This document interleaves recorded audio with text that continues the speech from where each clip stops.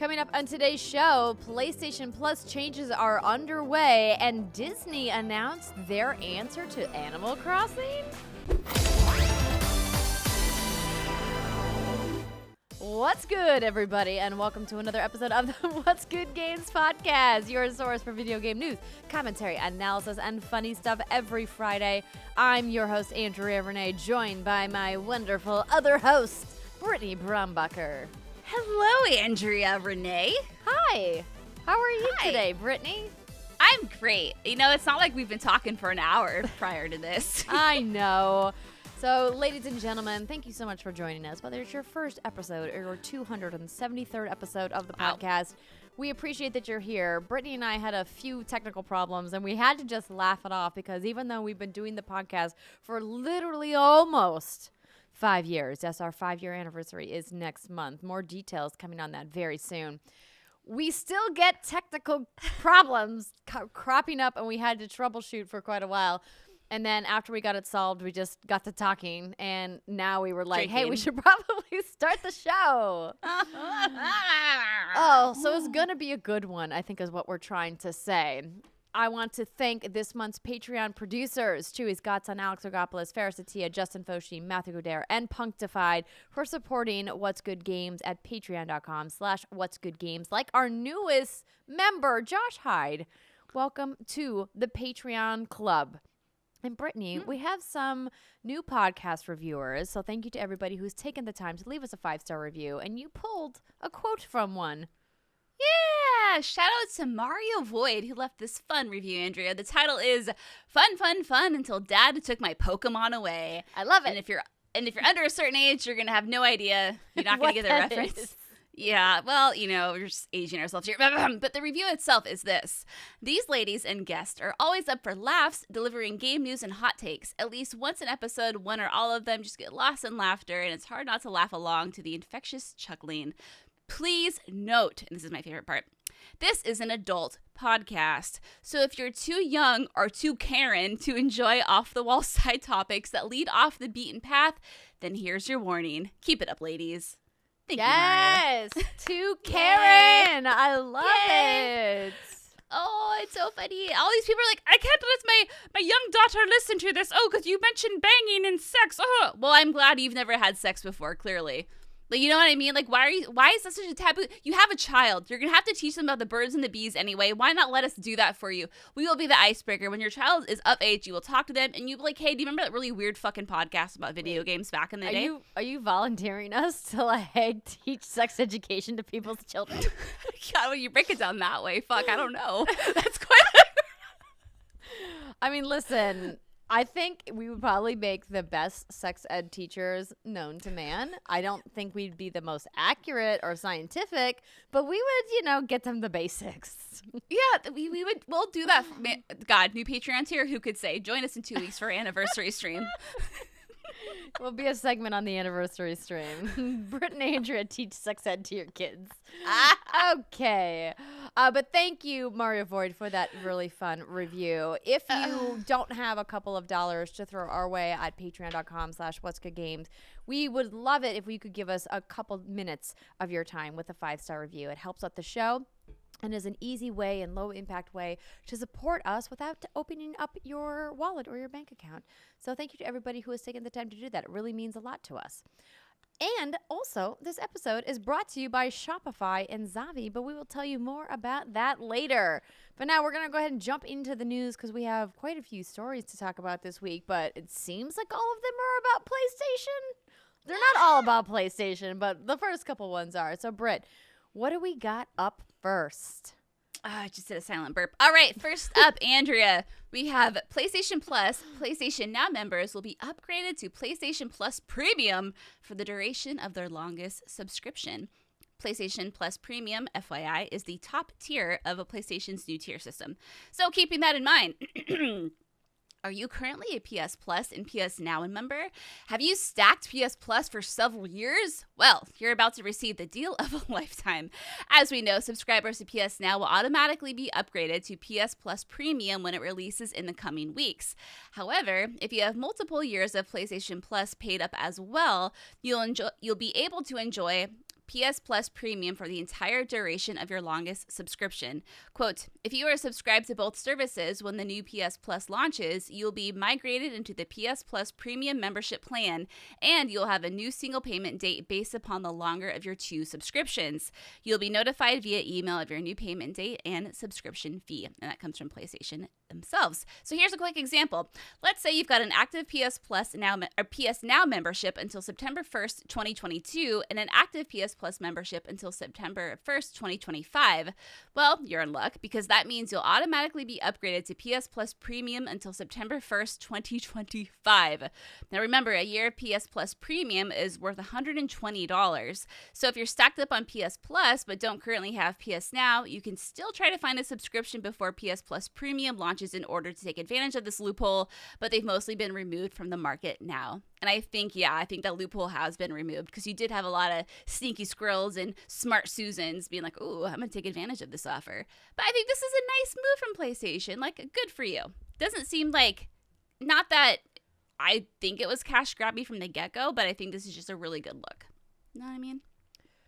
It's interesting that you think it's a really good look because I think a lot of people on the internet don't agree with you. Wait, really? Yeah.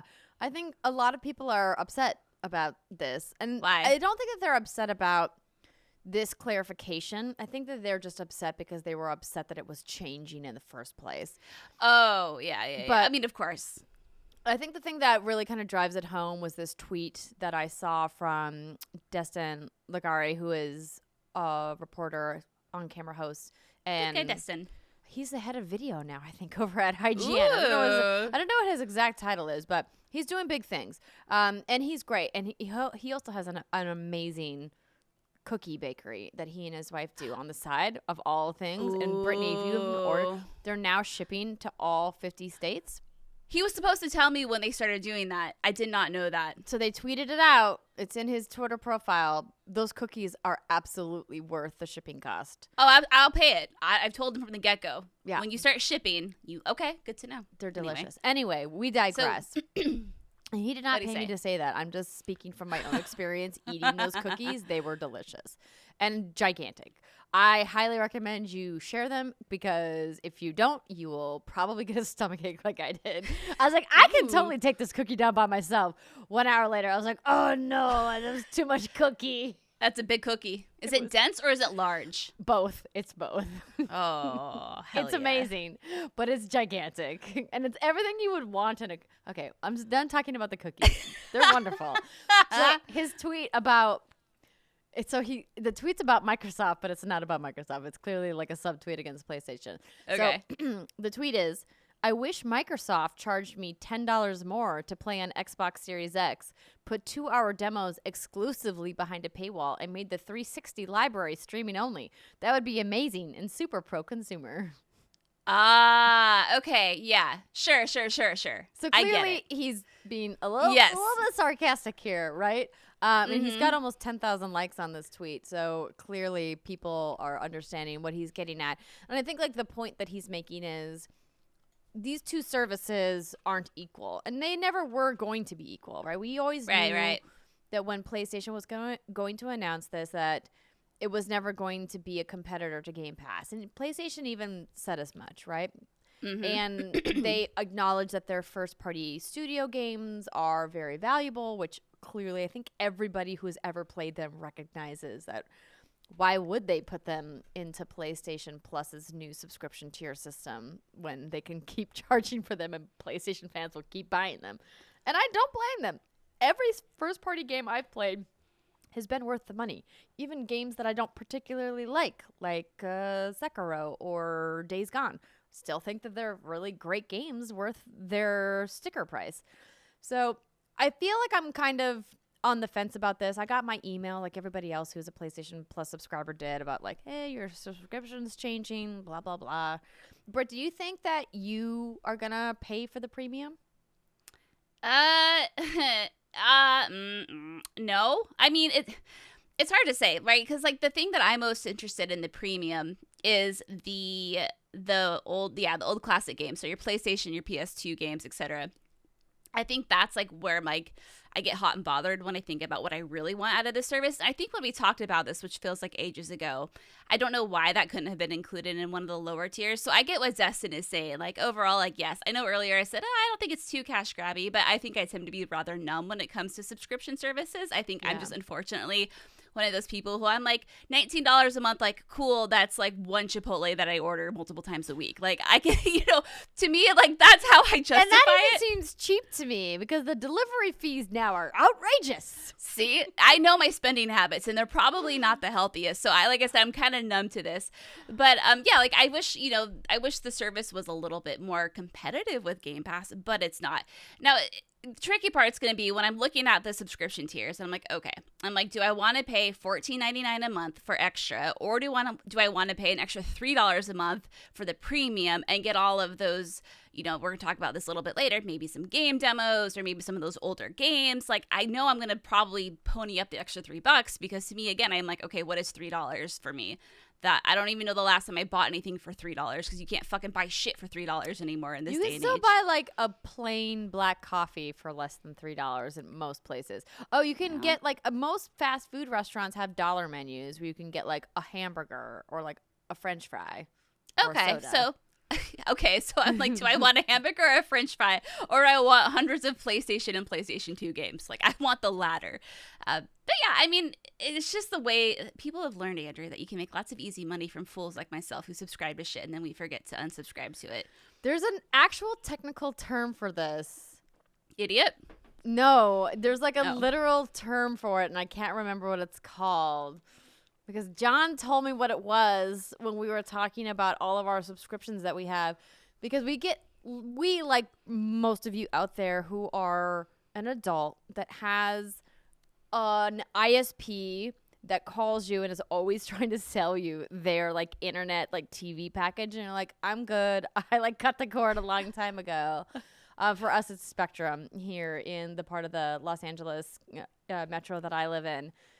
And they're like, well, how much do you pay for all of your streaming services? And I was like, how much time do you have? Let me tell you my life story. I was like, I can't even add it up. It's atrocious is what it is. She's like, well, we can help you out. I go, no, you can't. You don't got HBO Max. You don't got Hulu. You got Disney Plus. She's like, well, actually, you're. I was like, I'm right. That's right. I'm right. I thought about this. Help me. I can't afford all of this streaming. So much streaming. Anyway, there's a term. My point is that there's a term for the people who subscribe to something and then forget about it.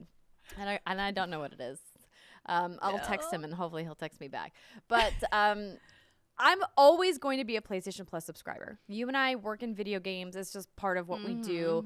And I think anybody who's in the PlayStation ecosystem appreciates the value. I think it always reminds me when I talk to my sister about when she's on PlayStation Plus or not, because I think she primarily used it for online access when we were playing Paragon together a lot. But she doesn't play online stuff at all really right now. And so she's like, well, why would I pay for it? I'm like, but the cloud saves.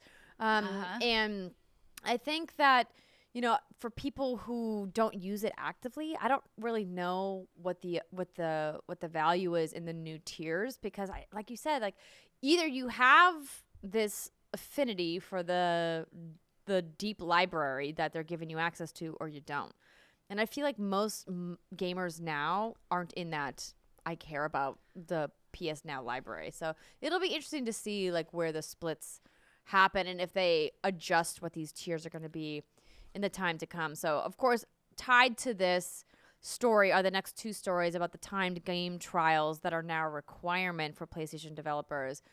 And I wanted to bring up the fact that Kotaku also has a story out called, with the title, Sony requiring some game devs to provide free trials to PS Plus subscribers.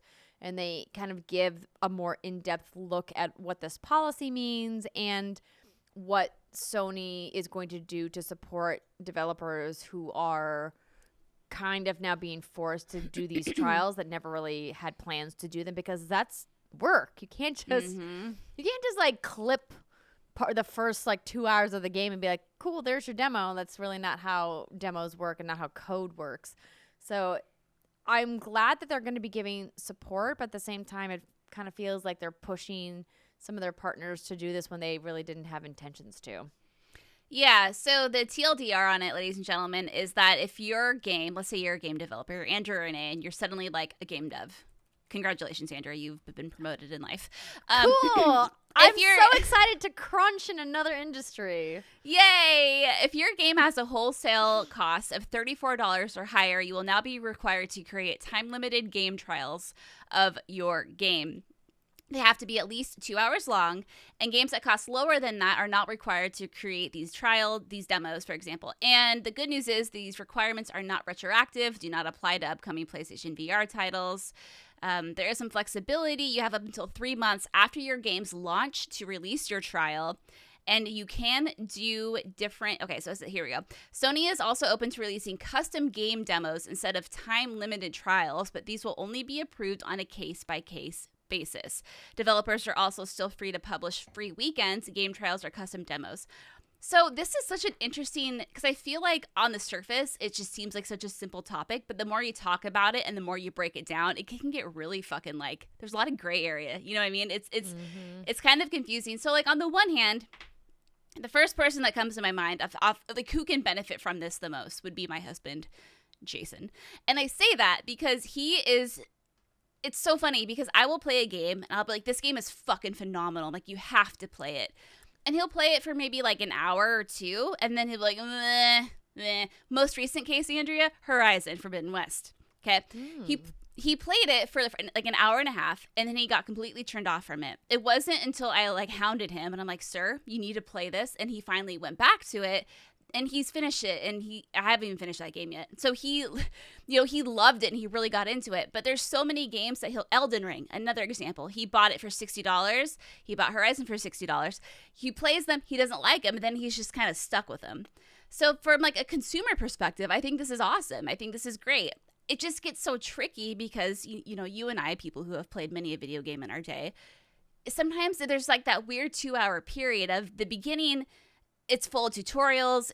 Oftentimes it's slower than the rest of the game. And while I think it is indicative of what the rest of the game will look like, it's not always like 100% accurate, So it's like, what do you do? Do you create a whole separate game demo for this? But if so, like, I think of Horizon, and if you threw me right into the balls deep, 20 hours in, I wouldn't be able to wrap my head around what's going on, if I'm a new player to that game. But then again, if you only let me play the first 2 hours of that game, it's going to be slow and full of tutorials, and you don't even really get out west. So it's hard, Yeah, especially since I don't think, and please write to us and correct me if I'm wrong, I don't think people are going to subscribe to PlayStation Plus for the demos. That to me seems counterintuitive.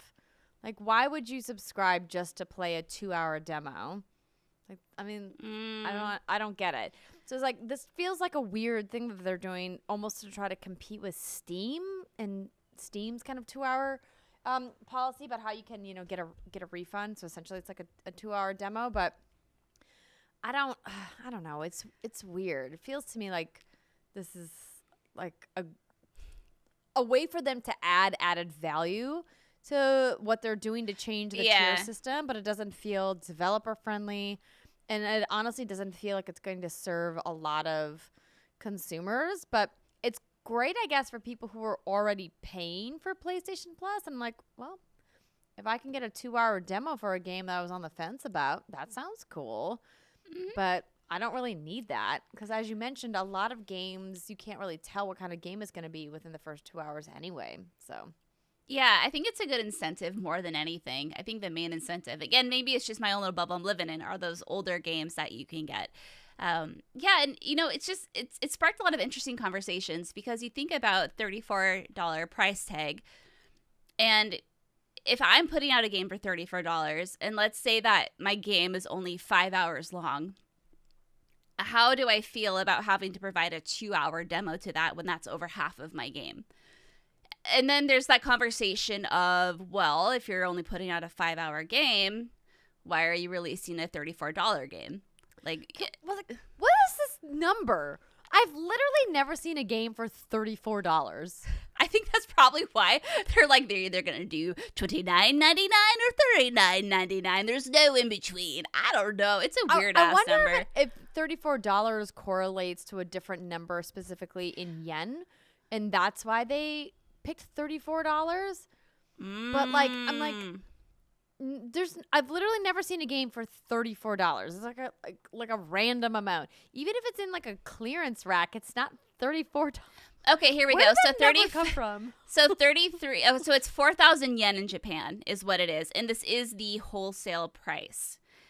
So what that actually translates to, like, it's just an interesting thing. See, I don't know. I don't know. I don't know either. It's okay that we don't know.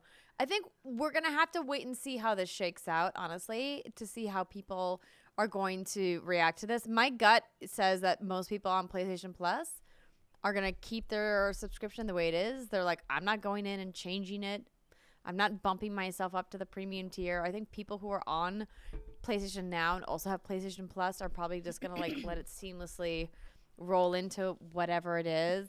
I think there's an opportunity, as the story mentioned, to get in and get like a discount on some of the premium tiers if you can find some of those loopholes in getting your subscriptions and kind of grandfathering yourself in. But Sony's going to close those loopholes within the next 6 to 12 months. I think they're pretty much already closed. Yeah. So we'll see how it works out. I'm fine to just keep my PlayStation Plus rolling as is.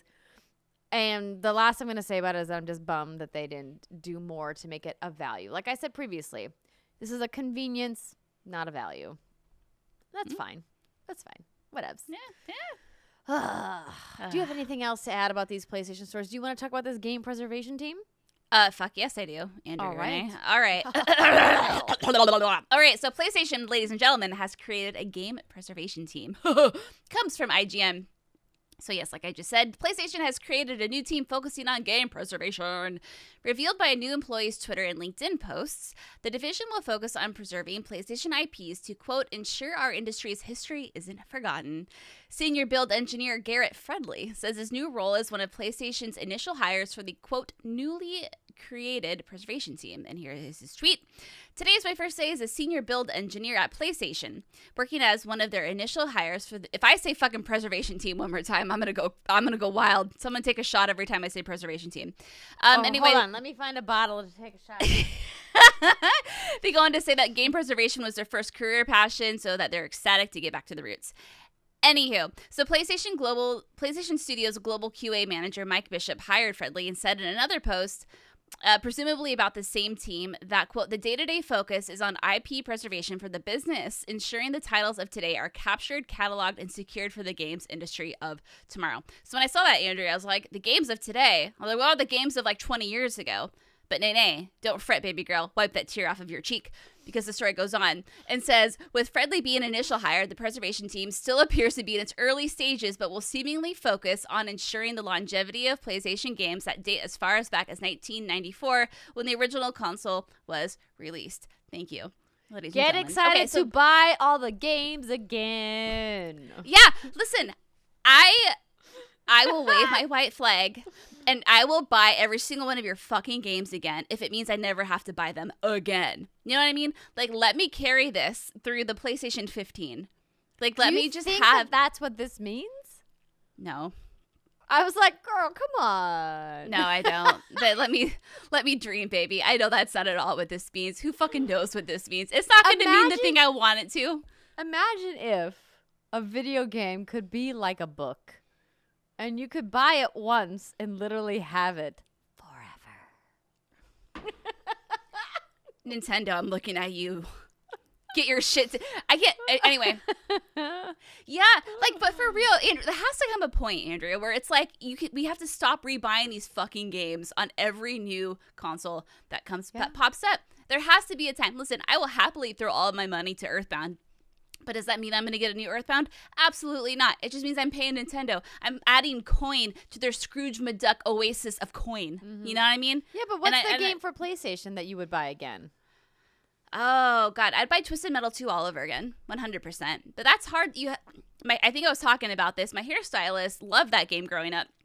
And she and I were trying to powwow and figure out, like, what's the best way for her to get Twisted Metal 2 so she can play it again. She eventually, I think, just bought an OG PlayStation and just bought Twisted Metal 2 because otherwise she had to get a PlayStation 3 because it's not available on PlayStation 4 or PlayStation 5. I don't know. It was, at the time, it was very confusing. But there's like a whole bunch of other stuff I would 100% buy if I could play it on my PlayStation 5. Now, granted, I'm not a subscriber to PlayStation Now because I don't need to be, because I feel like there's just too many things I subscribe to already, like I said before. But you throw Legend of Legaia, you throw Breath of Fire, you throw Wild Arms, you throw Twisted Metal, you throw all those old RPGs on there, and like, I love to walk on the treadmill and play games. I will play that shit all over again. Anyway, mic drop. I'm done. All right. Well, then. I think game preservation is important and good. Obviously, this is a way for them to make more money, and that's fine. If people can preserve games, this digital medium struggles with that. I think that that's a good thing. And people who want to buy them can buy them and be happy. End of story. All Yay. right, let's keep it rolling. But before we do that, I want to let you know that this episode of What's Good Games is brought to you by Shopify. So Shopify is more than a store. You can connect with your customers, drive sales, and manage your day to day. Shopify gives entrepreneurs the resources once reserved for big businesses, so upstarts, startups, and established businesses alike can sell everywhere, synchronize online and in-person sales, and effortlessly stay informed. Scaling your business is a journey of endless possibility, and Shopify helped us bring one-of-a-kind custom What's Good Games merch to our supporters, like those snazzy water bottles and Defenders of Video Game City enamel pins, which, oh my god, so amazing. If you've ever thought about doing merch to support your channel, community, or business, Shopify has options for you, big and small. And because Shopify powers millions of businesses, from first sale to full scale, you can reach customers online and across social networks with an ever-growing suite of channel integrations and apps, including Facebook, Instagram, TikTok, Pinterest, and more. Shopify instantly lets you accept all major payment methods, and you can synchronize your online and in-person sales. You can gain insights as you grow with detailed reporting of conversion rates, profit margins, and beyond. It's more than a store. Shopify grows with you. This is Possibility, powered by Shopify. Go to shopify.com/whatsgood, all lowercase, for a free 14-day trial and get full access to Shopify's entire suite of features. Grow your business with Shopify today. Go to shopify.com/whatsgood right now. That's shopify.com/whatsgood. This episode of What's Good Games is brought to you by Zavvi. This week, we are teaming up with Zavvi, the home of pop culture goodies that you can buy from the comfort of your couch. Whether you are looking to buy music, DVDs, consoles, Blu-rays, including steelbooks and other electronic items, you can be sure that Zavvi has a huge selection to choose from. From exclusive clothing collections from the biggest franchises to exclusive Blu-ray steelbooks perfect for film fans, Zavvi has something for everyone. To celebrate the release of Sonic the Hedgehog 2 in cinemas, they've launched a new exclusive Sonic clothing line, which is inspired by the classic game series. They've also recently released the April edition of their free digital magazine, The Lowdown, which this month features exclusive interviews with the cast and director of Sonic the Hedgehog 2, as well as a behind-the-scenes look at Lego Star Wars The Skywalker Saga, which apparently is selling gangbusters. Zavvi also has some exciting new clothing collections launching soon from properties like Fantastic Beasts, Moon Knight, Call of Duty Zombies, and more. Take your love of video games and nerd culture to the next level with gear from Zavvi, like this amazing new lamp that I got. Can I just for a second talk about how much I love this thing? Y'all know that the Nintendo Entertainment System was my very first video game console, and look at this lamp, you guys. I can turn it on and off with the A and the B buttons. Ah! Brittany, look at what the D-pad does. So when I turn it on, if I hit the D-pad, it makes it brighter. Right? Ah. Right? I did too. And then I plugged it in and was like, functional buttons. Okay, listen, I love a good piece of merch, and Zavvi has a bunch of cool pieces of merch, just like this amazing little lamp that I have on set here in Los Angeles now. So if you guys want to check out some of these amazing pieces for yourself, go to Zavvi.com and check out all of their latest products and releases. Use code WGG to get 20% off clothing or 10% off other items on their site. That's ZAVVI.com and use code WGG to get 20% off clothing or 10% off other fun stuff to fill out your nerdy collections. That's Zavi.com and exclusions may apply. All right, let's continue with a few more news items. This one is very interesting. So, y'all may have seen that Disney announced a new game called Disney Dreamlight Valley, a free-to-play Disney life sim adventure revealed for PC and consoles. So, obviously, I need to make my traditional, usual Your disclaimer. weekly disclosure. It is almost like a weekly disclaimer. I feel like I should just put it in the show notes. Like, in case you have missed it, my husband works at Disney games. So my husband, John Drake, works at Disney. And we had a little funny exchange today where I tweeted about Disney Dreamlight Valley. It was like, I have questions. He wrote back, I'm in the garage.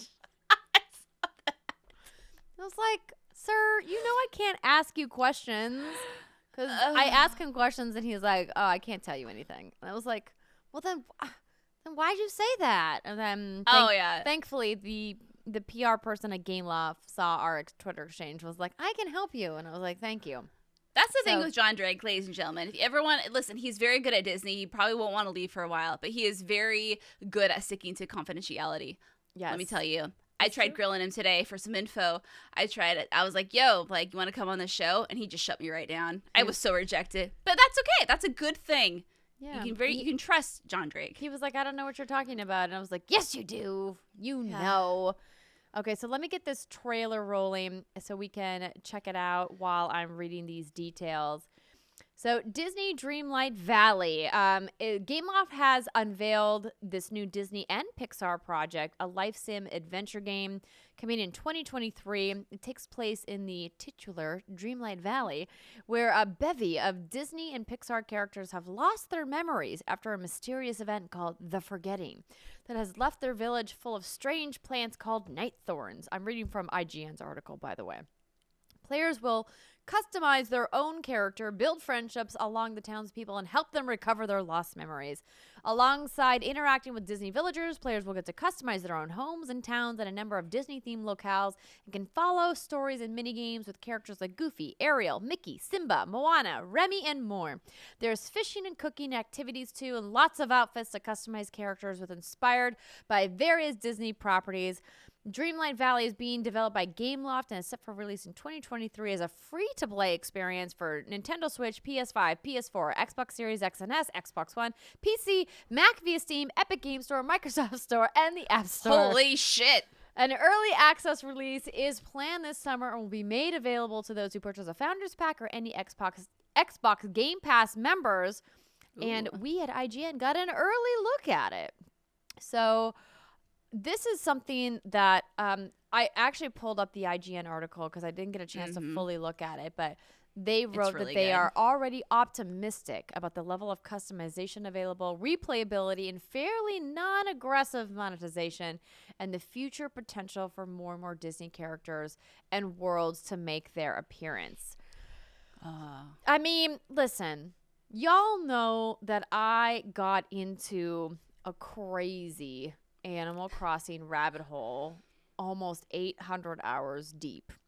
Like, way more than I ever anticipated playing, because I anticipated playing zero of it, and then I played all of it. I played it until I was dead on the weekends, and at night up until 3 a.m. rearranging my flower gardens. And actually, now that I say this out loud, I miss it. I miss doing that. I miss video games in general, Andrea. Yes, you know what? Same girl, same. We share that same energy. So this game, to me, on its face, you tell me Disney, Animal Crossing, and I go, I'm in. I love Disney properties. I love Animal Crossing and the customization. I just don't understand how those two things can actually work. I think some of my outstanding questions that I really need answered are, what is the multiplayer component going to look like? Can I trade items? Because if you can't trade items like that, I think is going to be like a giant fucking bummer. So there's got to be some way to do that, because I think Animal Crossing was able to build the community that it did and have the sustainability and the longevity that it did because of the multiplayer component, as shitty as the multiplayer connectivity was. And I'm not going to go on a rant about that right now.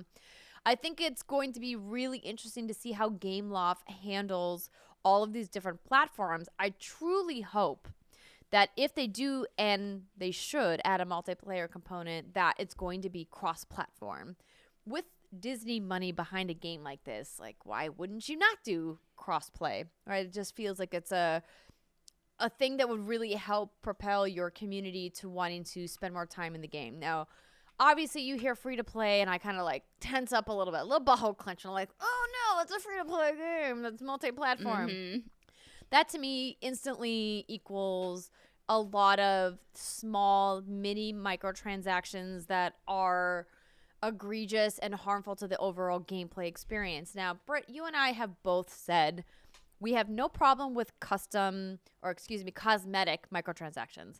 If it's purely about, I want to look cool and fancy, like, we'll both spend money to look cool and fancy in games and have no problem doing it. Mm-hmm. And I think that goes for this as well. I think what's tough about Disney is that the idea that we're going to have specific properties of stuff locked behind a paywall, and what the sliding scale of that paywall looks like, is kind of where I go, oh no, this feels kind of like, I don't know, it could be bad.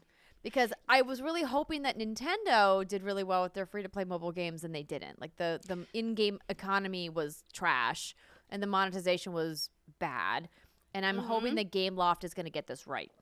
Yeah, so I saw Disney, I saw Animal Crossing, I saw free-to-play. At first, I was just turned off, Andrea.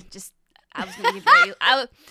This is hitting none of my triggers, and I'm like, it's hitting all of mine. Right. I was going to make a very lewd comparison, but I'm not. And then I read this article from IGN, and girl, I am hot and bothered for this game. I read this article.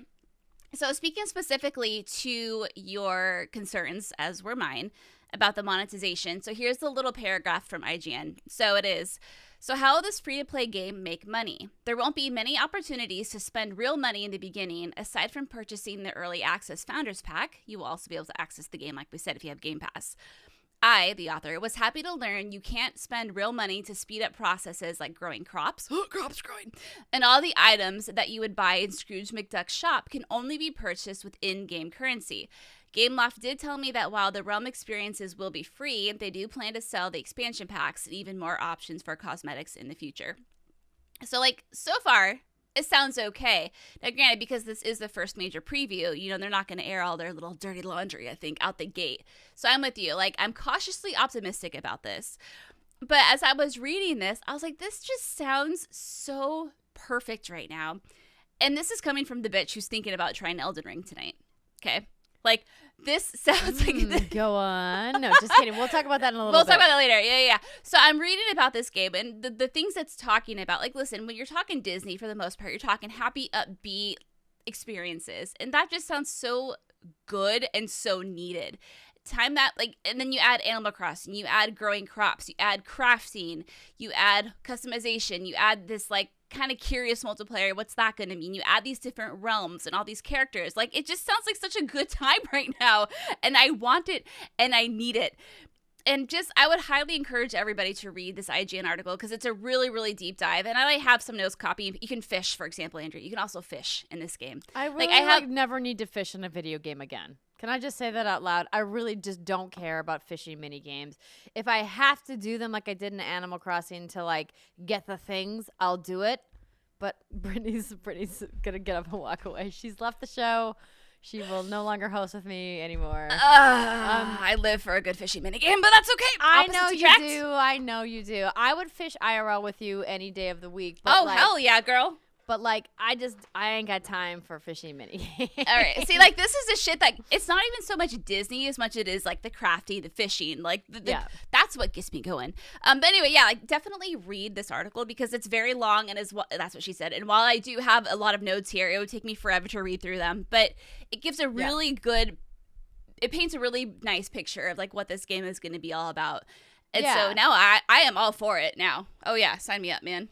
I am a little disappointed that they didn't do like a big reveal of the gameplay and instead locked it behind this IGN preview, which, I mean, good for IGN. Like, they are usually the person that is debuting like a preview like this, but I'm like, why did you not just like show more of the game in the reveal? So like some of the other stuff they say in the IGN preview is the main storyline of the campaign is said to be about 40 to 60 hours of gameplay, which is healthy. But once you fill out the valley with all the characters you've rescued, you'll have so much more to do post-game. Each character has their own unique quest line and story arc, which can be leveled up to give you their own rewards. I watched the casted ping Goofy's icon on the map to reveal a magic trail leading you to where Goofy currently is in the valley. Needs help finding his fishing rod, and once you find it, of course, gives you a better fishing rod and unlocks a whole new world of gameplay. So I think this has so much potential. Are you raising your hand? I am raising my hand. It's just you and me. It's just me. I know, but see, I don't want to rudely interrupt. I've been conditioned to raise my hand when I want to speak. Okay, so here's the other thing, is you can create your own character in this game. And I have a paragraph about here. I don't know where it is. I can't find it. But yeah, oh, here we go. Oh, no, that's a house. Anyway, yes, you make your own character. What I want to do, Andrea, all I need to feel fulfilled in this life, since Goofy's in this, I want to dance on a virtual stage to Eye from a Goofy movie. Oh, shit. Stand you think out. That's going to be possible, though? Oh, it fucking better be, or I'm firing your husband. I don't have the authority to do it, but I'm doing it. He's not making the game. You got to I don't care. Loft, okay? It doesn't matter. If I was, geez, John Drake, he has the power of 1,000 suns, Andrea, at Disney. We all know this. He runs Disney. His ego too much, okay? I still have to live with the man. You know, I don't, so that's why it works out just fine. Yeah, like, listen, John, make it happen, please. Well, like, I will forever be whatever. I will send you your favorite candy every month. I will rank on Andrea every month if you want me to. Hey, just make it happen. Let's not put that on the table, all right? Like, we don't need that. But I'm very excited. I'm very excited too. I think the reason that I'm like tempering my excitement before I'm like, oh my god, because like I'm like love Disney. I've been a Disney like fangirl since I was a kid, like most of us out there, right? Like a lot of us are like, I grew up and live and breathe Disney, and I've literally watched Encanto every day for the last like 200 days in a row. So I could literally recite all of the songs word for word now. Anywho, and Encanto's not part of the game as they've announced it so far, but I have high hopes and high expectations. And Gameloft has done some great stuff in the past, and I think that this could be really great. I'm just nervous about the way the free-to-play aspect of the game is going to go, right? Because I think there's a happy medium between what Animal Crossing did and what Gameloft is attempting to do. And I don't know if we're going to hit the happy medium, because I think about like Animal Crossing, the mobile game. Oh, Happy. Yeah, something camp. Oh my gosh, what is the name of it? Animal Crossing Camp. Come on, Google, don't let me down. Pocket Camp. Pocket Camp. And I think that game is pretty good for a mobile game, but like it does get a little repetitive with like, give us more money, and there's a lot of, it's hard to manage all the in-game economies and the different kinds of microtransactions that are happening in that game, but they do it pretty well. It doesn't feel super egregious, but some of the other ones are. And so I'm going to have to play it and see the in-game economy before. So it goes into early access this summer, I believe is what they announced. I reached out to PR and was like, do you have a more specific date? And I haven't heard back yet, but yeah, I mean, I think that's fair. If we're going to like be real here, like I love getting hype. Everyone knows I'm all aboard the hype trains 24/7. Yeah, there is that concern of like, it is free to play. Ultimately, it is free to play. And where is that sliding scale? And then also, you know, it is Disney. And you have to wonder how much can they lean on their Disney presence, you know, with their characters and their IP and the experiences. They can lean a lot. That's what I'm saying. So that's it. Like Animal Crossing was just so, it's besides the online shit. Like I could, even though it wasn't like my thing, like I know they were just, they're masterful at what they do. Like there's a reason that game is so fucking popular and so wildly successful. And when you see like this is obviously Animal Crossing is obviously a direct inspiration for this game that Disney's making, and so how many corners are they going to cut and try to quote get away with? Because again, like, you know, they can lead on that. It's fucking Disney. So we'll just have to see. Like we'll wait and see. I do wish this was a paid game. In the sense that, you know, I feel like it would make me feel a little bit better about it. I think we're all just kind of, you know, being in this industry for so long, we see free to play. We just kind of clench our asses a little bit instinctively, but you know, we'll just have to wait and see. Yeah, I am encouraged by the fact that they're doing early access on Xbox Game Pass. Mm-hmm. I think that is a great way to get people into the ecosystem and let them try it without charging them to get a Founders Pack, though I have no doubt there will be plenty of people who don't mind buying a Founders Pack because Disney has no shortage of super fans who pay thousands and thousands of dollars for Disney stuff every year. And it'll be interesting to see maybe if this will span different kinds of gamers, because I feel like Animal Crossing was obviously a very popular game across a bunch of different kinds of casual gamers, from the sense of, hey, I play like life sims and maybe this is the only style of game I play. Whereas Disney kind of reaches even further. So this game could really blow up in a big way if it's really and it's on good. Every platform under the sun. Yeah, so. Because I mean we're over 25 million copies of 35 million copies of Animal Crossing sold. I haven't looked at the most recent number. Animal Crossing, according to the first thing that I found here at Video Game Chronicle, said over 31 million copies globally as of December 2020. Oh fuck. That's a lot of copies. Okay, because I was going to say 10 million, which would be a huge success. But I'm like, well, it's Disney, and it's on every platform under the sun. So it's so hard, depending on what we see from this game. Because we haven't seen much of anything about it, right? We're just seeing all the beautiful shit of it, right? Well, also, it's free to play, so you can install it and play for free. So you're not really buying it. Yeah. See, that's a whole nother factor. Daily active users, I think, is what they're going for. Yeah. That's like what the free-to-play people want. Anywho, we've been belaboring this a little bit, but I'm excited for this because I never was into the life sim category until I played Animal Crossing. And now that I have, I'm intrigued. And Disney is just like obviously, you know, makes my antenna go. I'm ready to go. Okay. Moving on, we have just a couple more things to talk about. And by a couple more things to talk about, the thing that Brittany literally highlighted in rainbow on our show notes. She's never done this in the history of What's Good Games. Has never done a rainbow highlight. That's how excited she is about this next story. So, Brittany, please take it away. Oh, I'm so spoiled. All right. A new Yakuza game may be revealed soon. Excuse me. Okay, this comes from Comic Book. I've seen it on a whole bunch of other platforms, websites, whatever. We're going to go with this one. A new game in Sega's Yakuza series may be announced before April has come to a close. Sega and developer RGG Studio has already announced in late 2021 that they were in the process of working on a sequel to Like a Dragon, but failed to say much more about the project. Luckily, thanks to a new stream that will be held later this week, aka that is going to be Friday, the 29th of April, the day this podcast comes out, it looks like we're soon going to see what the future of the franchise will have in store.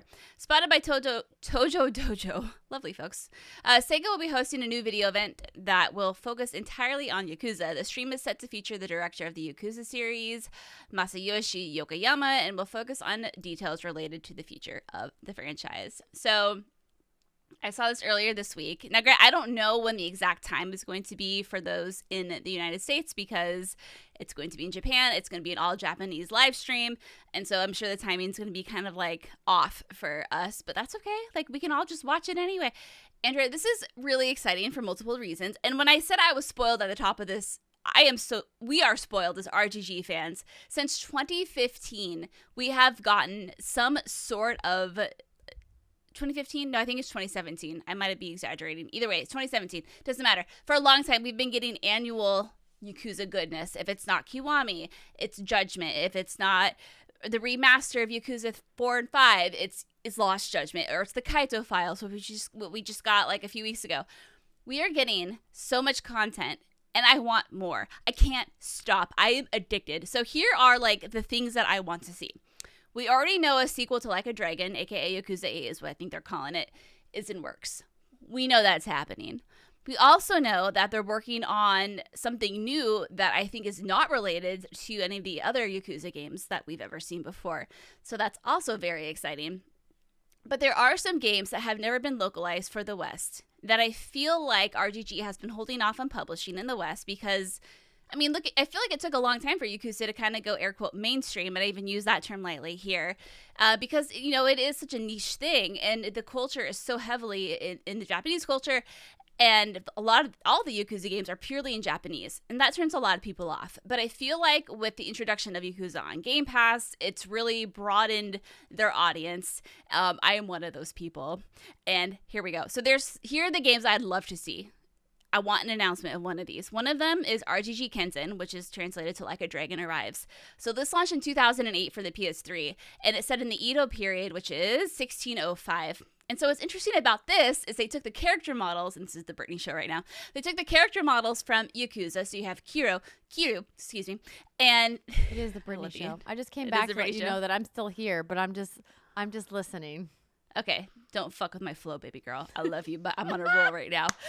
Okay, and so it looks like Kiryu, but the thing is, he's donned an appropriate garb and hair for that time period, and it's a whole new story. He has a whole different name, but it's just like a fun little spin-off. Okay, cool. Then we have RGG Ishin, which is I think the one that most people want, because my husband Goro Majima also makes an appearance in here in this game. This one came out in 2014 for PS3 and PS4, and this takes place in the Bakumatsu period, which is 1853 to 1867, and like I said, same character models, just different names, and an entirely different story from Kensen. And then there's RGG Online, which just came out, oh god, I feel like a few years ago.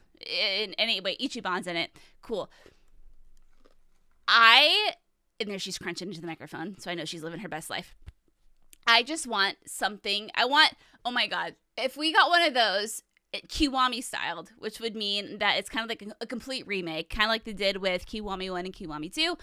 I would shit bricks. Literal bricks would emerge from my nether regions, Andrea, and it would be very painful, but it would be very worth it.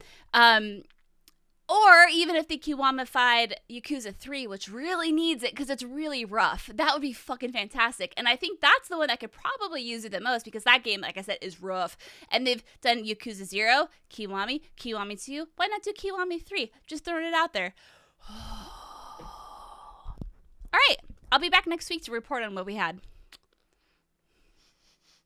I wasn't done with my pretzels, Brittany. Oh. You needed to keep going. I just want to see. I need more Goro Majima content. Is literally what I need in my life. I don't care. Just give me my husband. He's my main husband right there. So I pulled up RGG's development timeline for the last 10 years. So starting in 2012, that's when Yakuza 5 was released on PS3. Okay. And then Yakuza 0 was PS3, PS4. Kiwami, PS3, PS4. 2016, Yakuza 6 came out. 2017, Kiwami 2, 2018, Yakuza 3 Remastered, and Judgment. And then also 2018 being Judgment is just a little wild to me. I was like, wait, what is time? What is time? Right? Because that's when I remember seeing Judgment at Tokyo Game Show, and I was like, that literally was 2018. I was like, no, it must have been later, right? Like, yeah, it wasn't that long. long. That was also one of my Game of the Years. Can you believe it? No. It's absolutely wild. And I think the thing I want the most, Andrea, in the Ishin remaster is I'm going to send you a video clip. And if it's too complicated to show, that's fine. If you were like, listen, I can't make this happen, but I know you're an amazing producer. It should start automatically from the 1 minute and 22 second mark. But this is the part that I want to see the most. I'll pull it up, but you do realize that we're probably going to get a content ID on this. It's worth it, I promise. It's worth us foregoing the $20 we're going to make from this video anyway, I promise. All right. You are going to be so moved from what you're about to see. And if any of you are listening, you know I'm talking about the bath fight. Oh, yeah. Look at this thing. Oh, yeah, girl. Smack it! Wait, what the fuck is happening in this clip? What is this? What is this? Brittany drops this gameplay of these two men naked in a bathhouse with like tufts of steam covering their nether bits. Andrea, and that's they're just Kiryu and punching Ryuji. each other. Yes, it's a manly man fight. Like, that is Kiryu and Ryuji, and they are having a fight. I don't know the context of this fight because I've never played this game, and I've never looked into what is happening here because I have hopes and dreams and ambitions of this game coming to the West. So yeah, like, this is the scene I'm most excited about. So I'm now glad that you've been able to see it, and our audience has been able to see it. Cool. Don't you love just having me? Listen, I'm happy that this makes you happy. Oh, it makes me so happy. I was trying to figure out and remember when you first played your first Yakuza game, because this is a relatively recent, like, love that you've fallen into, right? Yeah. So I first played Yakuza 0 in 2015. I played it for, gosh, I would say like 20 to 30 hours or so, and then I loved it, but then I got sidetracked with another release title at the time. It wasn't until 2020 when I was sick as balls from PAX East that I revisited, because I never forgot about Yakuza 0. I always remembered and I always wanted to get back to it. I just never did. And that's when all the games were on Game Pass, right? Yeah, so no, okay, let me first that of all, was a year later, right? Yeah, so Yakuza 0 came to the West in 2017, I believe. I'm looking at 2015. I think that was the Japanese release date, because now they do these release dates concurrently. But at the time, they did not. So anyway, 2017. I never forgot about the game. And then when I was sick, I was like, God, that game sounds good, which is wild that I remembered it for 3 years. And I went back and I played it. And it was around that time, that they had just released... Because then after I played Yakuza 0, I played it on Xbox. And then I played Kiwami and Kiwami 2, I believe, on Xbox as well. I think it was. But then I played 3, 4, 5, and 6. I had to play it on PlayStation because at that time, those titles weren't available on Xbox. So yeah, it was like really good timing. It was right around that time that they were put on Game Pass. And yeah, I played literally all those games in 2 months. I remember when you fell down your... husbando rabbit hole, and you were just like, can we always talk about Yakuza? And I was like, you do what makes you happy. But I'm glad that, there's more coming. Clearly the studio is very prolific and is making a lot and making stuff happen. And, I think I'm going to have to eventually try it. I was very... not surprised, but maybe comforted is the word I'm looking for, that when Steimer played, what did she play? Did she play Kiwami or did she play 0? Which one of the Yakuza games did she play? And she was like, now God. I get it. Do you remember? I do remember. I remember her talking about that, but I don't remember which one she played. I know she tried Judgment for a little bit, but then it wasn't until Judgment. It was actually one of the Yakuza games. Right. So she played Judgment when I was talking about it in 2018, but then it wasn't until I went down my rabbit hole that she actually played a Yakuza game. You're right. I feel like she played it in 2021, right? She did. Yeah. She played the. Yeah. It was Like a Dragon. That was the one she played. Yeah. Oh yes. Yes. That's the one. I know she also went back. Weird jobs you could do, right? Mm-hmm. She also played 0 for a little bit too. So I'm thinking of Judgment and 0 that she did dabble with, but then she really spent a lot of time with Like a Dragon. Yeah. Yeah. Good girl, Steimer. That's my waifu. We miss you, Steimer. Come back, Steimer. Mm-hmm. She's not going to come back. I just talked to her. She's loving Germany. Everything is great. In case you were wondering how Steimer is doing, she's doing fantastic. Oh, yeah. Yes. Yeah. All right. Let's see here. We have a couple, in case you missed it. Diablo Immortal finally has a release date. I have to admit, I forgot about this game. Forgot about it. June 2nd. Not only that, it will also be free to play for Windows PC upon launch in open beta. Splatoon 3 also has a release date, September 9th. Nintendo has announced that Splatoon 2 Octo Expansion DLC will be, quote, free to Nintendo Switch Online Expansion Pass members. Did you add those quotes? Yep. It's free because obviously you have to pay for that subscription, so it's not really free. It's like us when we say something's free to Game Pass. It's not free because you have to pay. You know, you guys get it. Anyhow, Halo Infinite's campaign co-op is hopefully, maybe, fingers crossed, butt clench, coming in late August. According to Halo Infinite's 2022 roadmap. So did you watch the live stream that they had? I did not. You're like, I got a baby I'm looking after. I ain't got time for live streams. Real talk, all I care about is the Halo co-op. Like, that's literally all I give a rat's ass about. I'll admit it. I know as a person who podcasts about video games, I'm supposed to pretend to care about everything. But listen, I ain't got time for that. Just give me my co-op. Yeah. You and I have both talked about this on the show before. I feel like we just need developers to be confident in the dates that they're giving, or just don't give a date. Stop giving us hope. If it's under development, just let it be under development. We, as your fans, will wait until it's ready. We don't want you to crunch. We don't want you to stress. We just want it to be good and not broken. Yeah. So don't tell us it's going to come in August if you're like, well, maybe, but really, it'd be better if it happened in December. That's fine. Just stop putting a date on it and just say we're working on it. I do appreciate that CDPR is doing that now when they're just like, it's not ready. It'll be ready sometime. If one publisher and developer should have learned their lesson, I'm glad they did. You know what I mean? Yay. Good for you. It was a very expensive lesson that they learned. And Sifu is getting difficulty options as part of its 2022 content roadmap coming May 3rd. The difficulties will be offered as student, disciple, and master. Student all the way, baby.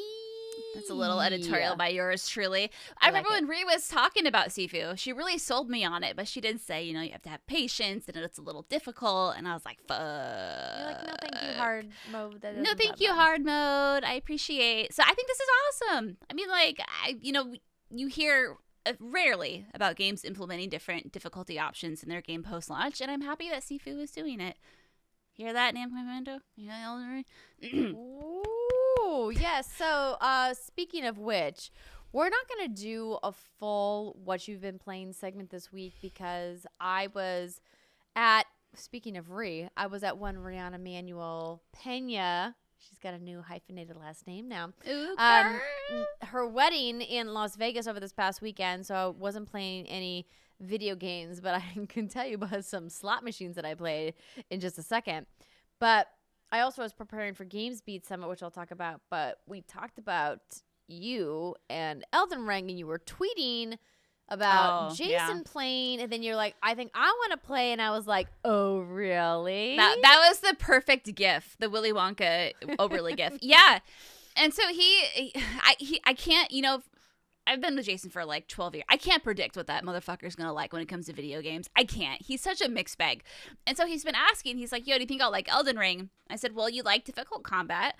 You like open world exploration. You love like medieval fantasy themes. I think you'll love it. Oh, spoilers. He doesn't like it. But I got... God, I'm telling you. But I was watching him play because I haven't really seen any true gameplay footage other than what we've shown on the show and from what like you've talked about. But I'm watching him play, and I'm like, God, this looks fun. I was like, this looks fun. But his problem is he was just rushing. He tried to take on the first ass you see on a horse. I don't know, when you're first like drop tree sentinel. Yeah, he tried taking that on. You can imagine how that went. But then he was yep. And then he was trying to take on this big, and I'm wondering, Andrea, if this is the two fingers butthole boss that Alexa was talking about, because it just literally dropped from the sky and it whacked him and killed him. But once he got the combat down, I'm like, you can grind here a little bit. Ooh, you can probably grind over there. You can grind over there. And once you upgrade that, and I was like, man. And then I asked Twitter, I said, can you grind? Can you become OP? And I know you've talked about it as well. Yes. And I know you talked about it. I was like, but I wanted to know, can you get super OP? And everyone was like, yeah, sure. I'm like, great. Like, I want to give it a shot. Yes and no. Right? Like, okay. I'm sure, again, the disclaimer that Souls Bros don't come at me. Like, Elden Ring, from my experience playing about 20 to 30 hours now, which obviously isn't the hundreds and hundreds of hours, if not thousands of hours other people have played at this point, since the game's been out for a couple of months now, or a month and a half, 6 weeks, 8 weeks, I don't know, time, is that you can't become OP in Elden Ring the way you can become OP in literally almost any other RPG. Because From Software games are just not built that way. You can definitely like grind specific builds and work cheeses because it's a game with bugs and plentiful bugs depending on what platform you're on. But there's a difference, I think, between saying you're grinding towards an OP build and you're just working cheeses, right? Like, to me, like, when you're saying, like, oh, I'm going to become OP and I'm going to come in and, like, one-shot specific enemies versus, like, oh, I have to, like, hide in this specific area or use a specific technique. Those, to me, are two different gameplay styles, and I don't think either of them are bad. I have literally zero problem with cheesing. By the way, I love cheeses. Give them all to me. I will hide behind the rock and like pew pew you from a distance if it means I can like survive. Like, I don't care. But Elden Ring is not the game where you're gonna like quickly grind and like be able to feel like you're really powerful. It's just not that game. You have to probably sink a solid 20 hours in of like tedious grinding just to like feel OP in the first areas enemies, and not the first areas bosses.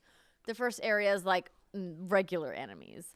Yeah, that's how tough the game is. Okay, and see, like, that's kind of like my fear, but regardless, I'm gonna give it a shot because I want to be able to talk about the thing everybody and their fucking mom is talking about. Honestly, you and I talked about Portal being one of those games that every gamer needs to play. I don't think that Elden Ring is a game that every gamer needs to play because as I've said previously, I feel like the game is broken in a variety of other ways. But I think you, as somebody who works professionally in video games, should spend some time in it and check it out. Because it is the water cooler game of the year. Right, and that's it. And we know this game is going to win ass loads of awards. And so I want to be able to be like, yeah, I played that game for 87 minutes. But... a specific number. What a very specific number. Yeah, so I'm going to give it a shot. I'm also dabbling in Stranger of Paradise Final Fantasy Origin. Or is it called Stranger of Origin Final Fantasy? I can't fucking get this. It's called Stranger of Paradise. Okay, cool. It's like Birds of Paradise. I'll remember that now. And yeah, I mean, so I started it playing in Japanese because that's what I like to do. But then I was kind of like not getting the impact of how many times the main character says chaos, like Alexis talked about. I was like, I feel like she tried to warn you. But I wasn't getting the full effect. So I turned that bitch into English, and oh my God, like I'm maybe an hour and a half, 2 hours in, but she's not bullshitting. It's all about chaos. I'm here to kill chaos. Oh, chaos. Chaos. Take me out back and screw me, chaos. So like it's so fucking. It's hilarious. And I'm just sitting there like...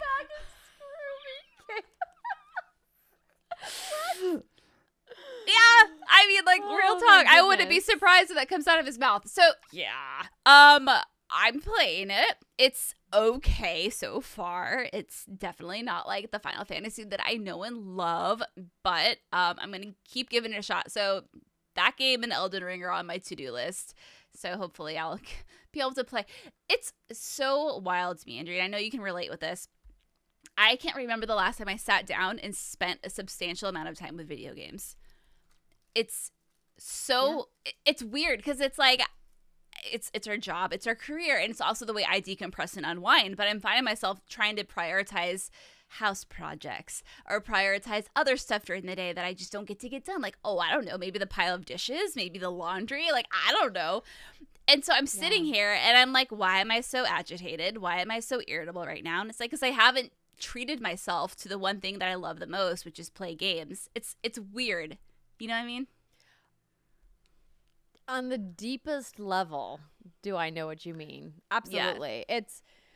It's been really tough, and I think a lot of it has to do with where our babies are at in their development. And I appreciate so much that people have reached out to us to say thank you for talking about what it means to be a parent and be a gamer, and the fact that you guys are at where I'm at with my child, or I vividly remember being at that point that you're at when I had my baby. Like, it means a lot that we kind of had this shared experience. So thank you to everybody who's taken the time to kind of write those messages to us, because it, I think, helps get us through and remind us that, like, obviously there are lots of gamers who are parents out there. A lot of you have gone through what Brittany and I have gone through, and it's tough because both babies are about to be 1, which is also another, like, mind fuck to be like, oh my God, it's been a year. It's been almost a year since our babies were born.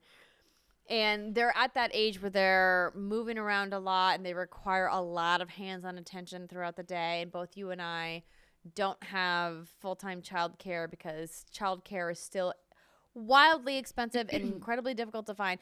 And even if you have the money to pay for childcare, a lot of times you can't get it. It's like, it's one of those things that's really challenging. There was a friend of mine just, mentioned an article that came out recently about the childcare problem in the United States. And I know a lot of you out there that have kids are feeling the pressure, and it's really tough. And I think both Brittany and I are struggling with this work-life balance that a lot of parents have been struggling with during the pandemic and even before the pandemic, of like, do I sacrifice my career or my job to be a parent, or do I try to make it work and then have to pay through the nose for childcare? And it's just really frustrating because we in the United States should have a better option, and we don't.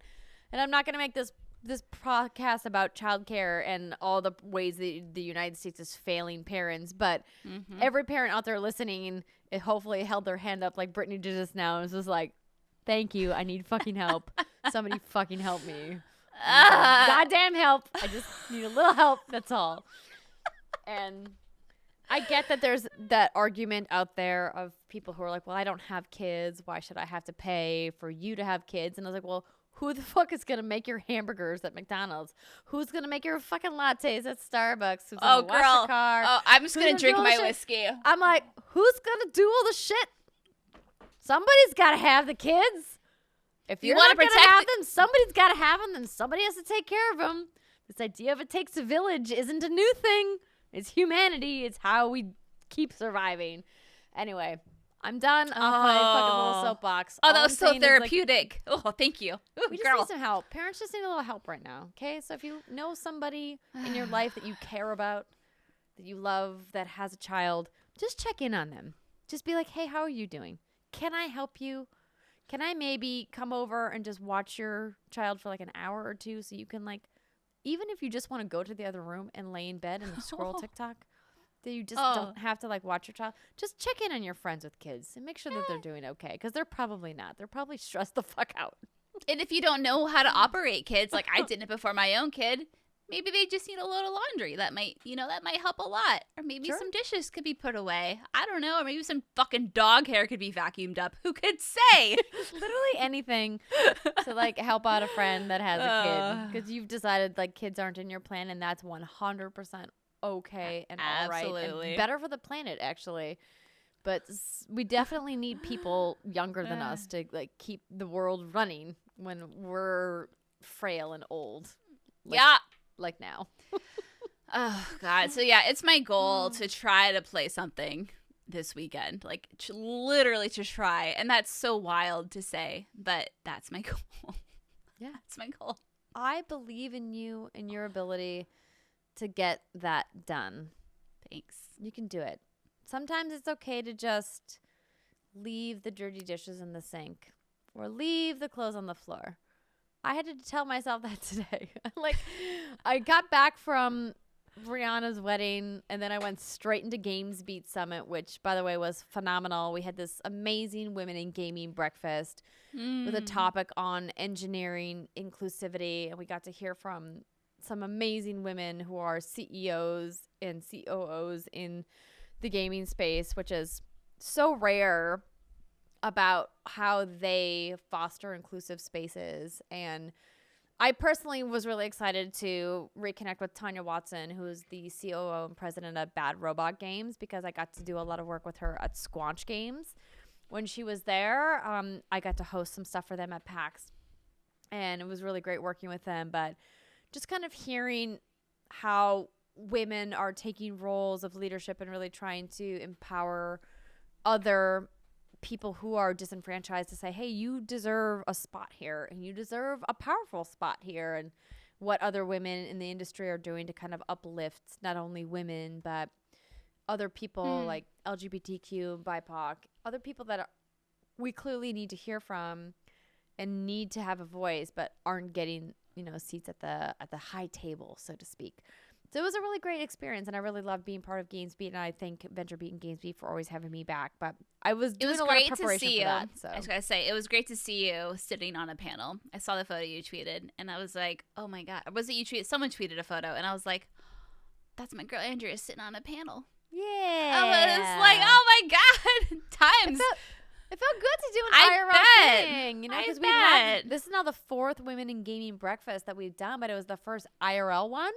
It was funny because Dean Takahashi, who's the lead writer over at GamesBeat and the person who organizes all of the summit, made the joke of, it's the first time we've actually had to provide food for the breakfast. It's like, yeah, we got to eat fruit together in person. Yay. Oh, man. This mini chocolate croissant is delicious. Ooh. But it was really great to see people, and they ended the day. There was a lot of talk. So, and Danny Pena of Gamertag Radio, who we've had on the show several times, also the games editorial lead over at G4, who was wonderful, emceed the other 2 days of the conference. But he also did the keynote with Reggie Fils-Aimé, which was wonderful. Nice. He was great. The end of the day, there was an NFT debate, which I was like, everyone was like, ooh, what's going to happen in the NFT debate at GamesBeat Summit?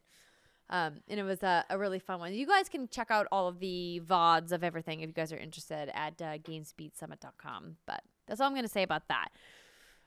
I'm with you, Britt. We're going to play some games. I have everything in my queue. If you want to play Elden Ring, are you playing on PlayStation? Oh, I am playing on Xbox. I froze. You are frozen in a really nice at least smile. It's a good. I was gonna say that never happens. I'm always like, ugh! So it's great that it actually happened for once. But I'm playing on Xbox because what I have learned, Andrea Renee, is that I cannot handle a PlayStation 5 controller for like dozens and dozens and dozens of hours at a time because my hand cramps. Oh no, really? Oh yeah, we talked about this though. We have, yeah. So I have my arthritis cream near me on the table, and it helps. But if I can help it, I try to play on Xbox because it just, it's better. But you do realize this is the pregnancy thing. This is the postpartum thing. I would agree with you, but it runs in my family, and every woman in my family has it really bad. Starting around my age is when they got their first symptoms. So, yeah. It's okay. It's okay. I'm going to make it work. That's all. My grandma's 81 years old. Her hands hurt her like hell. But listen, she still plays Dark Cloud every fucking day. So that's what I aspire to be. That is some fucking commitment. Oh, yeah. Badass. When are we getting your grandma on the show again? Oh my God, I know. First of all, she needs to learn she doesn't even know what a podcast is, first and foremost. So I'll start there. She doesn't need to know what a podcast is. All we need to do is put a headset mic on her, put the mic in front of her mouth so she doesn't have to worry about this. Oh, Brittany, come on. We can get her on, right? I think it would be really fun. I would love to have your grandmother on the show. I know, it would be so fun. We could talk to her about all of her favorite games, like what her first game was. It's all RPGs. But that's going to be fantastic. And you see where I get it from now. Get it from my grandma. Ask her. See if she'd be willing. Even if it's just like a short... she doesn't have to do the whole show with us. Just like a short interview segment. We should do like a feature. It'd be great. It would be fun. It would be a lot of fun. All right. Well, listen, everybody, thank you so much for hanging with us here on this week's episode of What's Good Games. We will be back next week with a special guest to be announced. Boom, boom, boom. And mark your calendars for Saturday, May 14th, for our What's Good Games 5-year anniversary celebration. Details forthcoming. Ooh. I haven't used that word in a while. I haven't heard it in a while. That was great. It stirred something deep within me. That's what I love to hear. All right, everybody. Have a great weekend. We'll see you next week.